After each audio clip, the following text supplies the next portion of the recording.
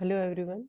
The topic of our today's class is pyruvate oxidation. Till now we have completed the glycolysis. Today we will start after glycolysis pyruvate oxidation. The end product of glycolysis is two pyruvate molecules. Then these two pyruvate molecules again undergo the oxidation because these pyruvate act as a connecting link between the glycolysis and Krebs cycles. Pyruvate is the product of glycolysis and this pyruvate undergo oxidation producing the one molecule of CO2 and acetyl coenzyme A. This acetyl coenzyme A further goes into the Krebs cycle. That's why pyruvate is known as connecting link between glycolysis and Krebs cycle. The oxidative carboxylation of pyruvate to form acetyl coenzyme A and NADH and CO2. Here pyruvate derived from the glucose by glycolysis, जो कि pyruvate निकलेगा यहाँ glucose से glycolysis के through, that is decarboxylated in the presence of enzyme pyruvate dehydrogenase complex. It is a large enzyme and complex which is made up of 3 enzymes. This reaction will take place in the mitochondria because pyruvate after the formation of glycolysis, if oxygen is present there, then pyruvate is transferred into the mitochondria. Here in the mitochondria it undergoes the dehydrogenation and decarboxylation reaction in the presence of enzyme pyruvate dehydrogenase complex. This is a complex enzyme consisting of 3 subenzymes named as E1, E2 and E3. There are 5 cofactors of this enzyme: NAD+, coenzyme, thymine pyrophosphate, lipolate and FAD. With the help of this, pyruvate converted into acetyl coenzyme A, CO2 and the product NADH is also removed here. This is the structure of pyruvate dehydrogenase complex enzyme. Here is this is E1. The name of enzyme E1 is pyruvate dehydrogenase. This is E2. The name of this is dihydrolipoyl transacetylase. Third is dihydrolipoyl dehydrogenase. That is named as E3.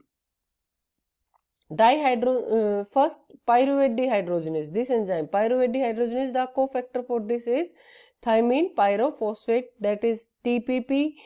For the dihydrolipoyl, जैसे कि इसके नाम में ही है लिपोइल, तो इसके लिए क्या है जो कोफैक्टर है, that is lipoyl group, that is covalent, जो लिपोइल है इससे कोवलेंटली बाइंड होता है, तो that is a lipoyl group, जैसे एसिल लिपोइल एसाइन, तो ये कोवलेंटली बाइंड है इसके साथ में, that is lipoyl group, it is cofactor. In the third enzyme E3, dihydrolipoyl dehydrogenase, it has the 2 cofactor FAD and NADH.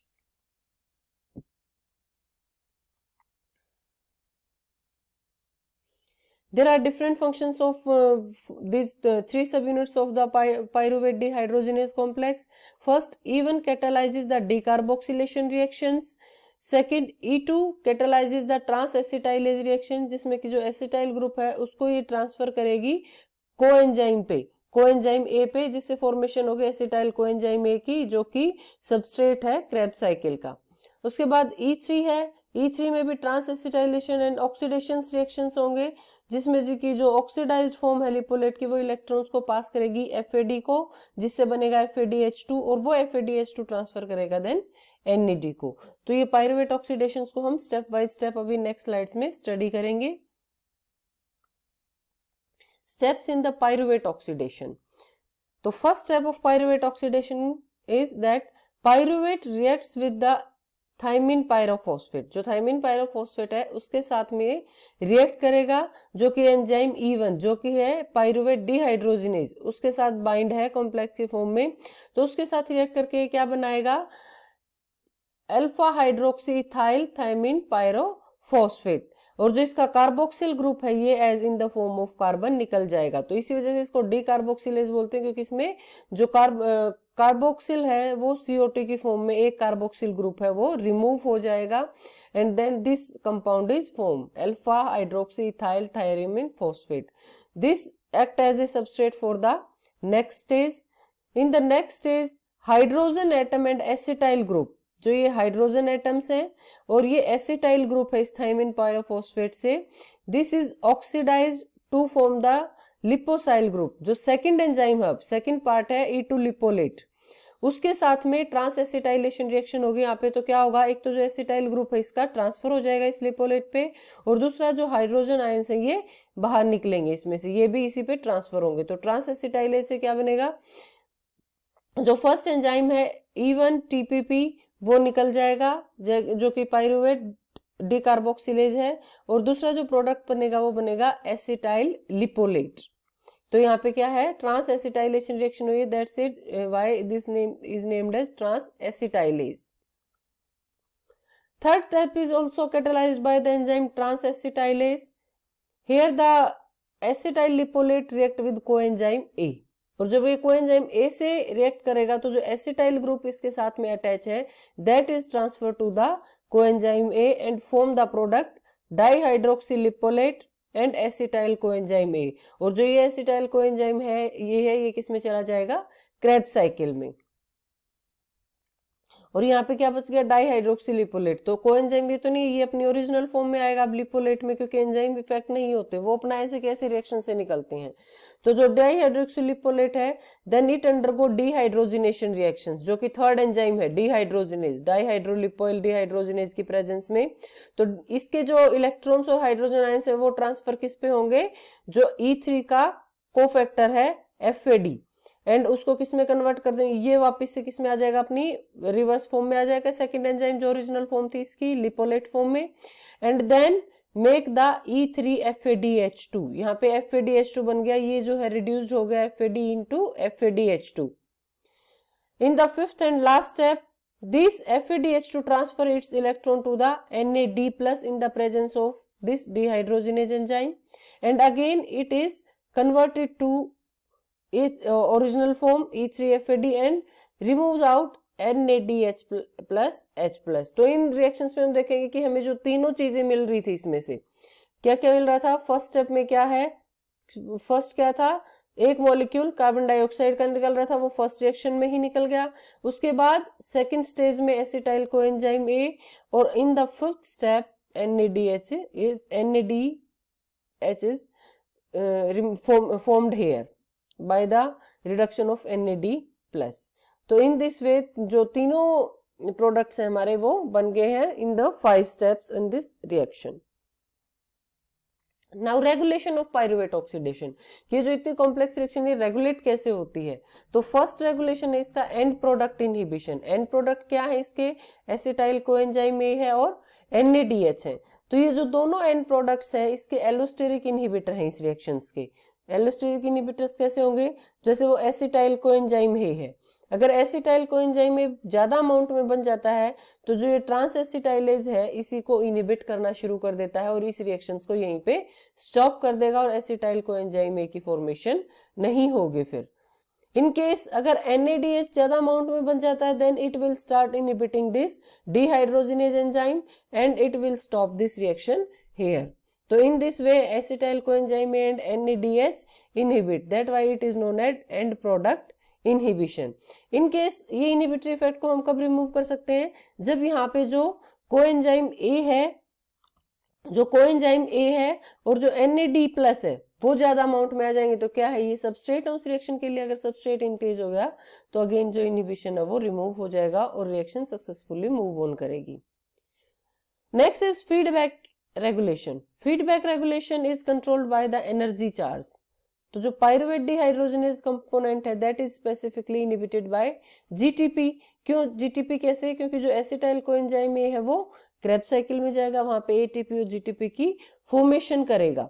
तो इट मीन्स क्या है, अगर एसिटाइल कोएंजाइम और NADH प्रॉपर अमाउंट में बन रहे हैं तो क्रेब्स साइकिल में ATP और GTP का प्रोडक्शन भी प्रॉपर अमाउंट में हो रहा है। तो इट मीन्स क्या है, ज्यादा GTP बन रहा है तो सेल को कोई रिक्वायरमेंट नहीं है NADH और इसको सिंथेसाइज करने की। तो इट मीन्स क्या है, इसको इनहिबिट होना चाहिए। तो इस वजह से क्या है, जो GTP या ATP है वो उसको रिएक्शंस को क्या कर देगी, फीडबैक इनहिबिशन कर देगी उसका। इन केस अगर AMP वहां पे ज्यादा है तो इट मीन्स AMP कब ज्यादा होगा, जब ये GTP नहीं होगा। तो तो उस केस में क्या है, जो AMP है वो इसको क्या करेगी, प्रमोट करेगी फीडबैक को, इसको इनहिबिट नहीं करेगी, इसको इस रिएक्शन को प्रमोट करेगी। तो this is feedback regulation. Next is covalent modification.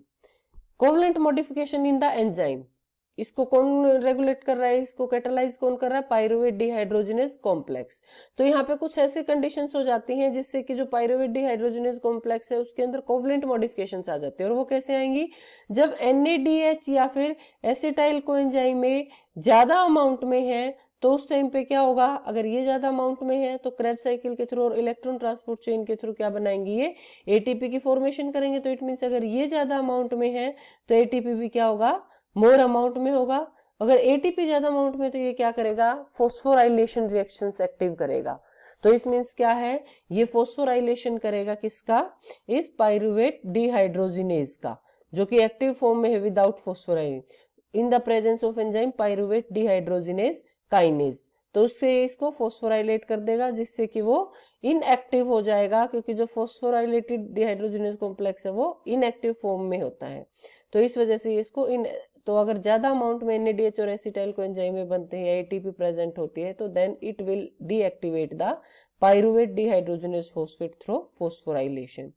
तो जैसे ही फिर जो इसकी अमाउंट कम होती है और सेल का हम हाइड्रेशन कर देते हैं और in the presence of calcium और मैग्नीशियम आयंस, तो इसका डीफॉस्फोराइलेशन होता है in the presence of same enzyme pyruvate dehydrogenase kinase. और जो इनऑर्गेनिक फॉस्फेट है that will remove out from pyruvate dehydrogenase phosphate enzyme PDH complex enzyme and again it will converted into the active form.